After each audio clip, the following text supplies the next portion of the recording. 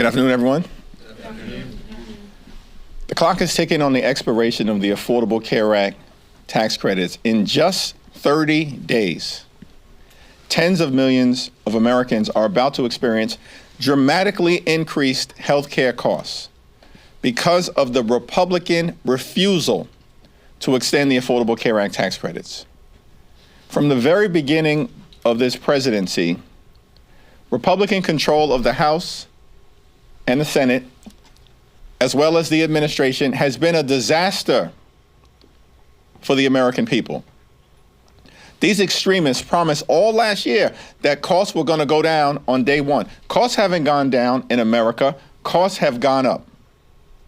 The Trump tariffs are increasing expenses on everyday Americans by thousands of dollars per year. Housing costs are out of control. Grocery costs are out of control. Child care costs are out of control. Electricity bills are through the roof. And now Republicans refuse to do a thing to prevent health care costs from dramatically increasing in a way that will deprive tens of millions of Americans of the ability to go see a doctor when they need one. Republicans have done nothing over the last several months to address the health care crisis that they have created. And they continue to refuse to take yes for an answer. Democrats have an active discharge petition, and all we need are a handful of House Republicans to join us, and we can trigger an up or down vote on a 3-year extension of the Affordable Care Act tax credits to save the health care of the American people in every single state in this country, and protect the health care of people who these so-called Republican members allegedly represent, but who have failed to do a single thing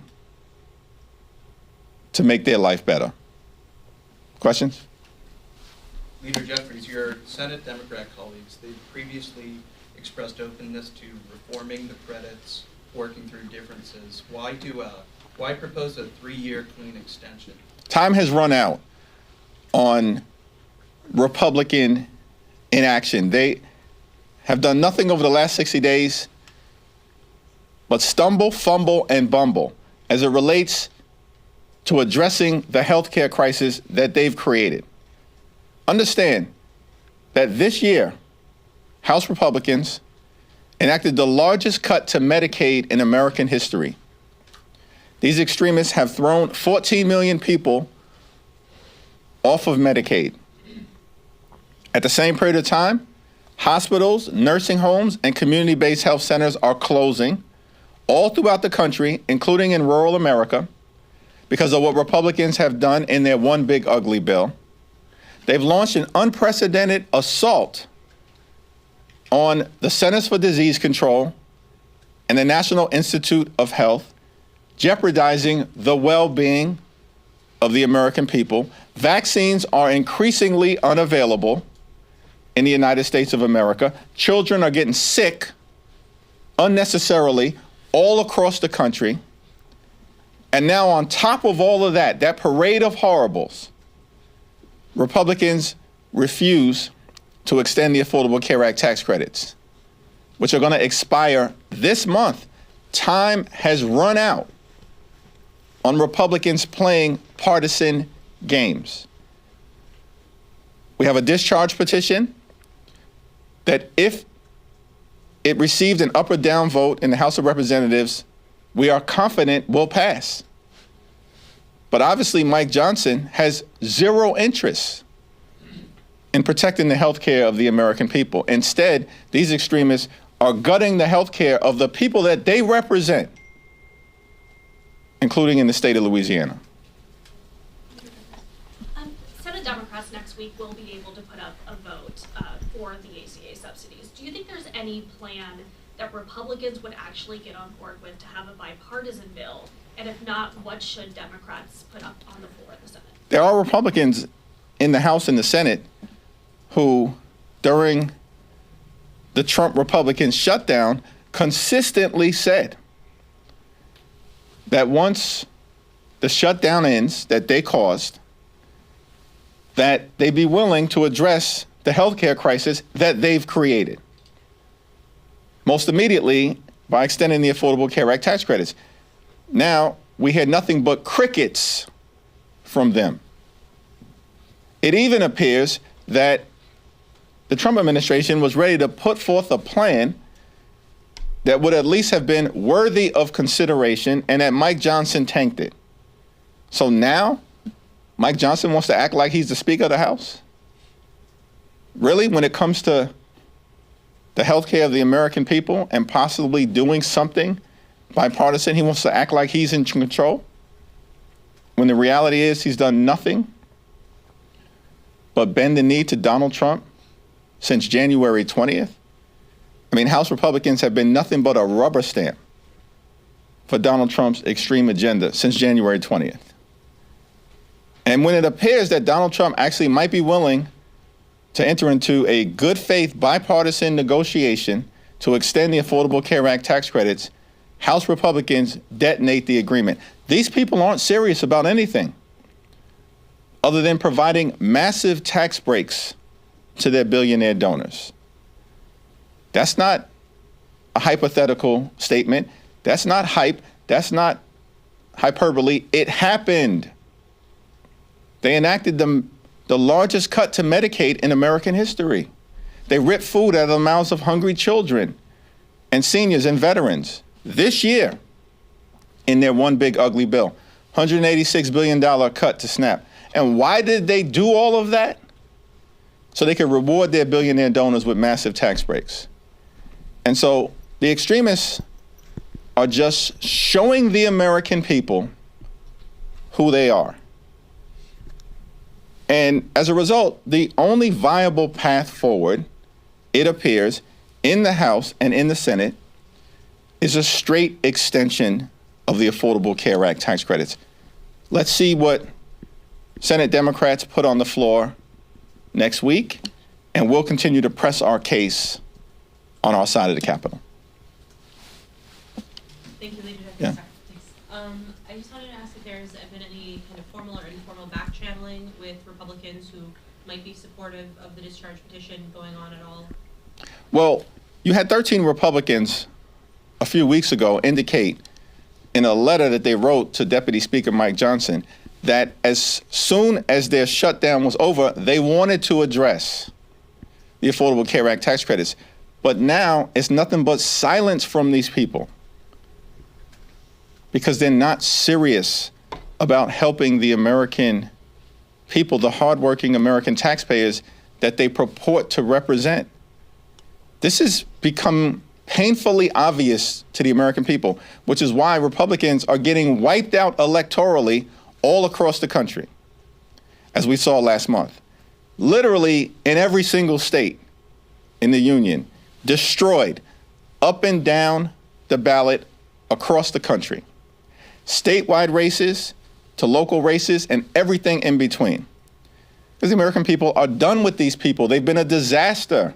They lied about fighting to lower the high cost of living. Instead, they've just jammed their extreme right-wing policies down the throats of the American people who are being hurt as a result.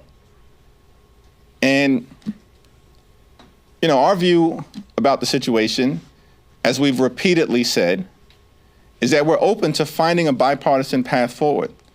But the extremists continue to refuse to take yes for an answer. They had an opportunity, right, to accept a very reasonable proposal that Leader Schumer put on the table a few weeks ago, which was a straight one-year extension of the Affordable Care Act tax credits, and then a bipartisan commission to discuss improvements to the health care of the American people over a multi-year period of time. What was objectionable about that? But Republican extremists rejected it because they have no interest in doing anything to make life better for working class Americans, everyday Americans, and hardworking American taxpayers. And that's a shame. Thank you, Ms. Weaver. On the discharge petition, is it your expectation that all House Democrats will sign as of today? I believe 212 of 213 have signed. Is it your expectation that all members of your caucus will sign it? And following up on the question about back channel conversations, is it your position that the fact that the subsidies expire in 30 days, the urgency that you say, the moment requires, is that enough for Republicans to sign on, or will it require some proactive conversations on the part of House Democrats to get them to break ranks with leadership and sign on to this effort? Well, there certainly haven't been any leadership conversations because Mike Johnson has zero interest in protecting the health care of the American people, and he's repeatedly made that clear. Now, in terms of whether there are conversations member to member between the House Democratic Caucus and members of the House Republican Conference, there certainly have been some informal conversations led by folks like Tom Suozzi, who has floated a 2-year proposal with some modest reforms that we'd have to take a look at. But there's no indication that even that proposal has support from House Republican leadership. These people have zero interest in making life better for everyday Americans. And they repeatedly make that clear. They're in the face of the American people about it. Meanwhile, you got Donald Trump issuing reckless pardons, destroying half of the White House, bailing out Argentina, posting erratically on Thanksgiving. Like, this guy can't even give us a break on Thanksgiving when we're with our families. And the American people have had enough of it. These people have gone way too far. They've broken every single promise that they've had. And so I guess we can always hope that there are a handful of Republicans who will actually do what they said that they would do once their shutdown ended, which is to work with Democrats to find a path forward. But that path right now is an extension of the Affordable Care Act tax credits.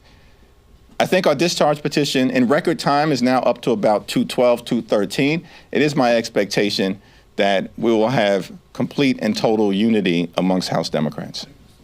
Thanks. Thanks, Mr. Leader. You just mentioned how Republicans are getting wiped out across the country. We've seen that in past elections. What's your expectation tomorrow in Tennessee? Do you think that the Democrat there could potentially pull it off, given the polling that we have seen in recent weeks? Seems to me that it's going to be an unexpectedly close election, a single-digit election. That's shocking. In deep red Tennessee, Mark Green's district. By the way, this is a district literally that Donald Trump just won by 22 points last November. This is not a district that anyone believes should be competitive. No rational person believes this district should be competitive. And yet, it's apparently very competitive. It's going to be a much closer than expected race. Republicans have already lost. The fact that they are spending millions of dollars to hold a seat that Donald Trump just won by 22 points is extraordinary, and more evidence that Republican extremists are completely and totally on the run because they have failed the American people. And it's Democrats who are making the case all over the country that we are actually the ones fighting to lower the high cost of living, fighting to fix our broken healthcare system, and fighting to clean up the type of corruption that has the American people disgusted. What I don't understand is that Republicans keep doubling and tripling down on their extremism, and it ain't working. They are losing all over the place. Donald Trump's approval rating in the most recent Gallup poll is 36%. 60% of the American people disapprove of this guy. He's a disaster. And now the president and Mike Johnson are holding a rally tonight in Mark Green's district that Trump just won by 22 points because they're scared to death about what could happen? If these people, these extremists, were actually rational, instead of doubling and tripling down on their extremism, continuing to lie to the American people, why don't they just change direction and actually partner with Democrats to solve problems on behalf of the American people? When the Congress convened at the start of the year, we made very clear we'll work with anyone, anytime, any place, new administration, other side of the aisle, to make life better for the American people. But Republicans have refused. They've gone down this my way or the highway approach. And we're not down with that, because we're not going to go along to get along when their policies are hurting the American people. Thanks. Leader, I wanted to talk to you a little bit about Trump's immigration plan to ban third world citizens. I mean, America, a lot of them are trying to come here to be able to make a better life, and have your thoughts on that, sir. Yeah, our view is that, one, of course, we support the notion of having strong border security. No one ever disputes that. We have a broken immigration system. We need to fix it, but it should be fixed in a comprehensive and bipartisan way. But at the same period of time, we are going to stand up for law-abiding immigrant families and communities who have been under assault by Donald Trump and the so-called Secretary of Homeland Security. They're a disgrace. We're going to stand up for dreamers. We're going to stand up for farm workers and for farmers who have been crushed by Donald Trump's extreme policies. And in this country, it shouldn't be that complicated, that we are both a nation anchored in the rule of law and a nation of immigrants, a gorgeous mosaic of people from all across the world. It's why we're the envy of the world, because that is one of the ingredients in American exceptionalism. And the American people actually don't want us to lose it, which is why even Donald Trump's immigration policies right now are deeply unpopular and underwater. The White House is denying that Secretary Hegseth had anything to do with the double tap strikes on alleged Venezuelan drug boats in the Caribbean. A, do you believe that? And B, if he or any other administration officials are found to have been culpable for any war crimes, do you think that Democrats will take any sort of punitive legislative action against them? The White House is lying, but that's no surprise, because they lie for a living, and the American people know it.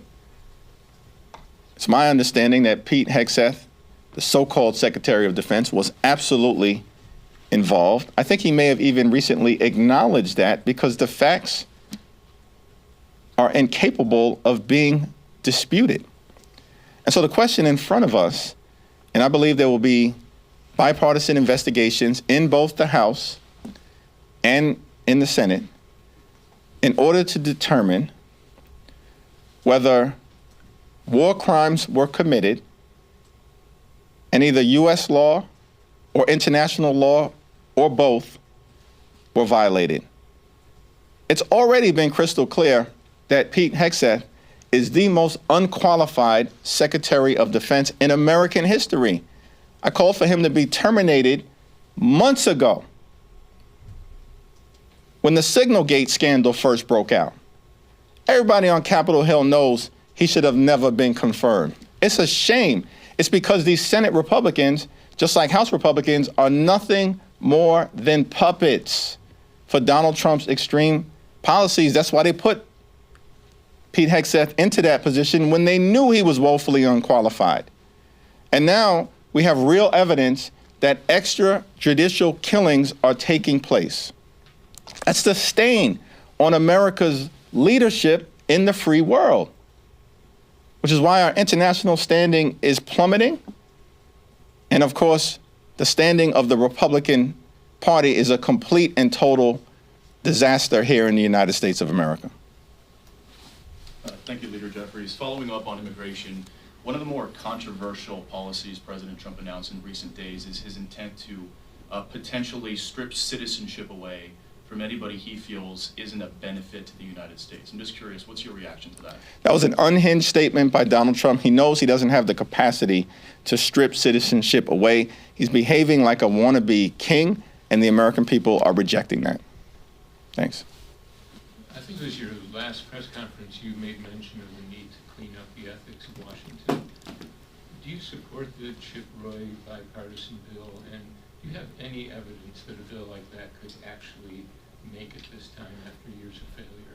Yeah, it's not clear to me that the legislation introduced by Chip Roy is actually going to make it out of the Republican-run committee, yet alone on the House floor, because Mike Johnson and Steve Scalise and Republicans oppose the legislation. These people have zero interest in cleaning up the corruption that is benefiting members of their party in real time. We know that's the case because Donald Trump and his administration is the most corrupt administration in American history. It's not even close. Richard Nixon is way down in the distance. It's wild, the corruption that we're seeing in real time. And we don't hear a peep from Mike Johnson, Steve Scalise, or any of them about the corruption that's taking place in the administration, in the Supreme Court, or in the Congress.